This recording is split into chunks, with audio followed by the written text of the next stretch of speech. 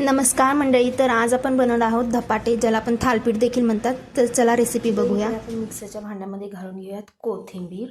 त्यानंतर आपण यामध्ये ॲड करूयात लसूण. आपण यामध्ये धुवून मिरच्या टाकूयात. मिरच्या तुम्ही तोडून टाकलात तरी चालेल.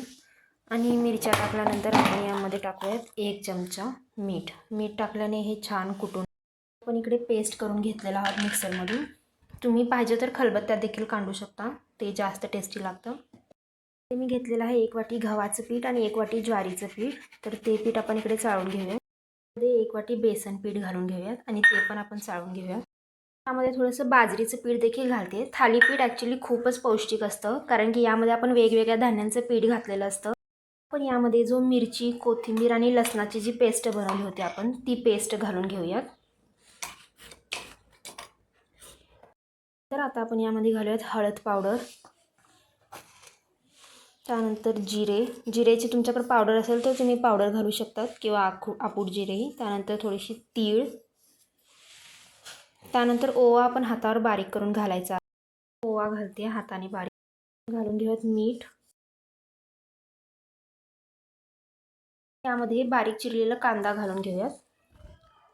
आणि मी इकडे कोथिंबीर पण चिरून घेतलेली आहे. कोथिंबीर आपण जर अगोदर पण घातलेली आहे, तुम्हाला नसेल पाहिजे तर इथे तुम्ही स्किप करू शकतात कोथिंबीर.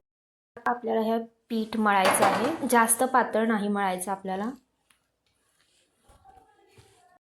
इकडे आपलं पीठ तयार आहे. आता आपण ह्याचे थालीपीठ बनवूयात.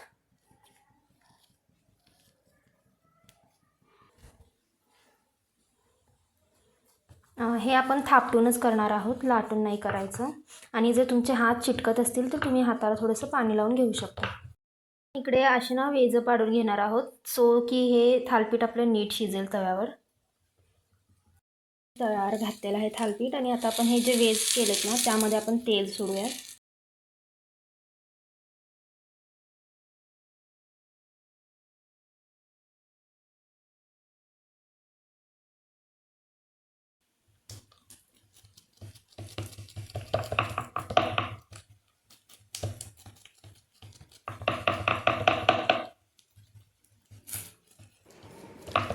अशा प्रकारे आपण सगळे थालपीठ बनवून घेऊया. तिकडे बघा मस्त आपलं थालपीठ भाजत आहे.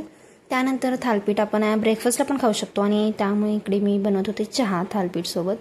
तर असा मस्तपैकी आल्याचा चहा आणि गरमागरम थालपीठ बनवून तुम्ही एन्जॉय करू शकता. गाईस, तर आपलं थालपीठ तयार आहे. तुम्ही याला लोणच्यासोबत किंवा दहीसोबतही खाऊ शकता. आणि मी इकडे घेतलेला आहे चहा बनवून. So enjoy. आणि चॅनलला नक्की सबस्क्राईब करा. थँक्यू.